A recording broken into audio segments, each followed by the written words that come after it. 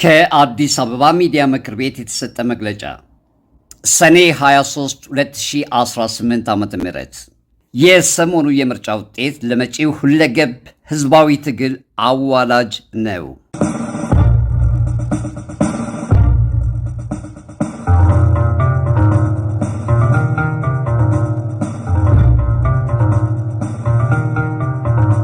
የኢትዮጵያ ምርጫ ቦርድ ኮሚሽን ባለፈው ሳምንት መግቢያ ላይ ባወጣው አጠቃላይ የምርጫ ውጤት ብልጽግና ፓርቲ መንግስት ለመመስረት የሚያስችለውን ድምፅ በማግኘት ምርጫው ተደምድሟል ሲል ይፋ አድርጓል።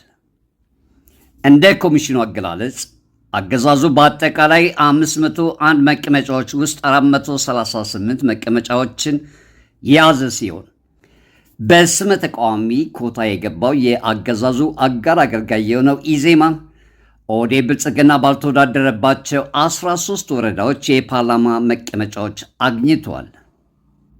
በአንጻሩ የኦሮሞ ነጻ አውጪ ግንባር ኦነግ ለ50 ዓመታት የትጥቅ ትግል ባደረገበት ወለጋ እንኳን ለአንዲት ወገን ማሳረፊያ የምትሆን ወንበር ተነፍጎት ትርጉም ያለው ድጋፍ በሌለው አዲስ አበባ 2 መቀመጫዎች ተችረዋል።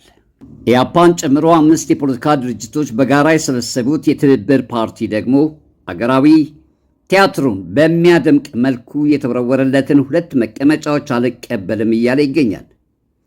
በሌላ በኩል ከ90% በላይ የምርጫው ድራማ ባልተካሄደበት የአማራ ክልል ከስር መሰረቱ አንስቶ የብአዴን ስሪት የሆነው አብን 3 መቀመጫዎችን ተሸልሞ አመራሮቹ በደስታ ብዛት የሚይዙትንና የሚጨብጡትን ግራ እስከ መጋባት ደርሰዋል።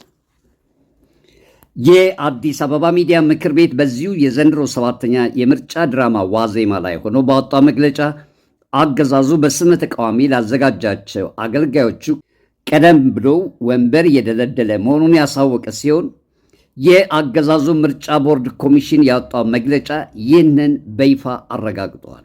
የአማራና ኦሮሚያ ክልሎች በጦርነት እየታመሱ ባለበት ሁኔታ የትግራይ ክልል ፈጽሞ ከማዕከላዊ መንግስት አፈንግጦ በዲፋክቶ ስቴት ደረጃ ላይ ባለበት ሁኔታ በቤኒሻንጉል፣ በአፋር፣ በጋምቤላና በሶማሌ ክልል ገጠራማ የአዋሳኝ ቀጠናዎች የምርጫው ድራማ ፈጽሞ ባልተካሄደበት ሁኔታ አገዛዙን ህጋዊነት ለማላበስ ተግቶ እየሰራ ያለው የኢትዮጵያ ምርጫ ቦርድ ያወጣው መግለጫ ፍጹም መሰረተ ቢስ ከመሆኑም በላይ ቅንጣት ያህል ህዝባዊ ቅቡልነት የሌለ መሆኑን የአዲስ አበባ ሚዲያ ምክር ቤት ለአዲስ አበባና የኢትዮጵያ ህዝብ ለዓለም አቀፉ ማህበረሰብና ለታሪክ በአጽንኦት ይገልጻል።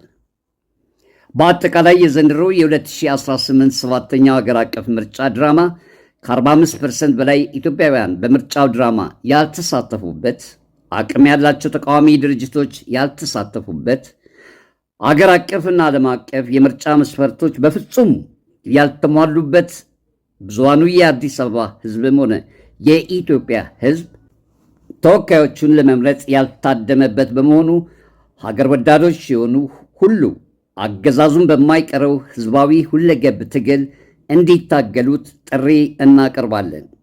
ስንተባበር እንጠነክራለን፣ እናሸንፋለን። የአዲስ አበባ ሚዲያ ምክር ቤት ሰኔ 23 2018 ዓ.ም